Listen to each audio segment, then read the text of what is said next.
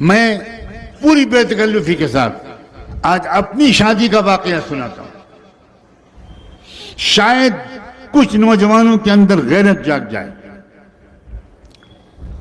میرا رشتہ جس خاندان میں طے ہونے لگا، اعلیٰ درجے کا دیندار خاندان، یو پی کے تبلیغی جماعت کے امیر کی بیٹی حضرت شاہ عبد القادر رائے پوری رحمۃ اللہ علیہ کے خاص الخاص تربیت یافتہ کی بیٹی، اس کے باوجود میں نے ایک خط لکھا اس لڑکی کے نام جس کے ساتھ میری شادی ہونے والی تھی، اور اپنی بڑی بہن کو وہ خط لکھ کر دیا اور کہا کہ آپ اس کو پڑھ لیجئے اور ان صاحبزادی تک اس کو پہنچا دیجئے۔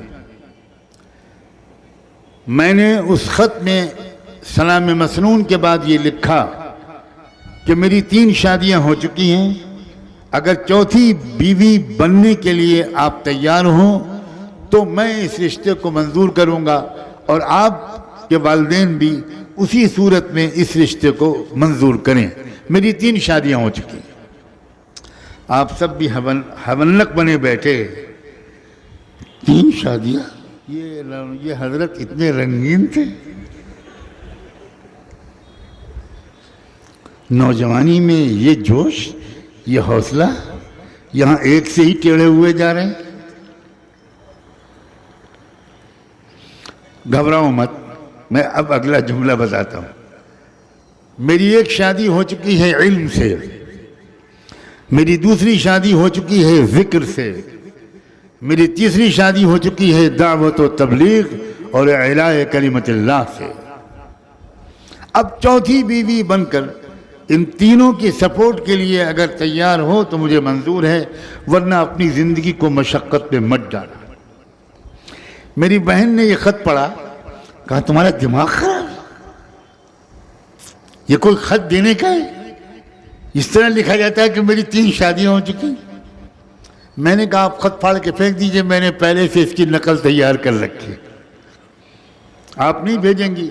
میں روز شام کو مرکز جاتا ہوں، لڑکی کے والد صاحب کے ساتھ روزانہ میرے 2-3 گھنٹے گزرتے ہیں، میں انشاءاللہ ان کے ذریعے یہ خط بھجواؤں گا ضرور، کیونکہ میں کلیئر کٹ بات کہنا چاہتا ہوں کہ میری زندگی کا ایک مشن ہے، میری زندگی کا مقصد تیرے دین کی سرفرازی، میری زندگی کا مقصد تیرے دین کی سرفرازی، میں اسی لیے مسلمان، میں اسی لیے نمازی۔ ان کے والد اتنے اللہ والے تھے کہ جس وقت ان کی اہلیہ نے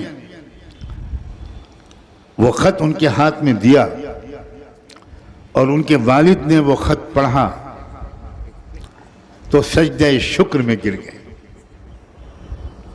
بہت رونے والے انسان تھے، بہت رونے والے انسان۔